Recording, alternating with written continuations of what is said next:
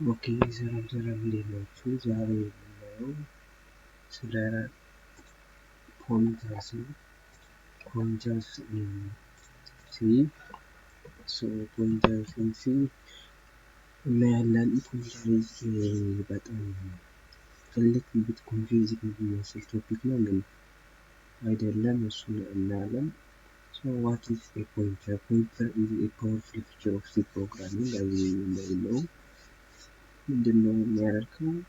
ከሜሞሪ ጋር እንድንገናኝ የሚያደርገው it is a powerful feature C programming language ተጠቅመን ወይም C pointers ተጠቅመን ከሜሞሪ ሬሳችን ጋር መነጋገር እንድንችል የሚጠቅመን ነው ማለት ነው። C pointer. But what is pointer actually? What's the point? So pointer is a variable where it is a variable and variable ሆኖ ምንድነው contain የሚያደርግልን usually it contains the memory address.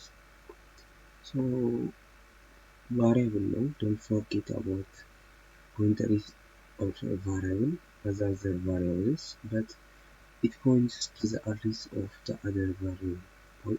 It is a variable እንደ ሌሎቹ variables variable ነው, ግን it is a pointer variable. ምንድነው የሚያደርገው? ቫሪያብል ሆኖ ግን ኬር የሚያደርገው የሌሎችን ቫሪያብል አድሬስ ኦር አድራሻ ኦር ሌሎች ዲክሌር የተደረጉ ቫሪያብሎች የእነሱን አድሬስ ነው ኮንቴን የሚያደርግልን ማለት ነው። So it is a variable also as other variables. Well, it's nice. We can access our computer's memory address. የሜሞሪ የኮምፒውተራችን ሜሞሪ አክሰስ ማድረግ እንችላለን C programming language and the pointers concept ተጠቅመን ማለት ነው። So let's go to the next.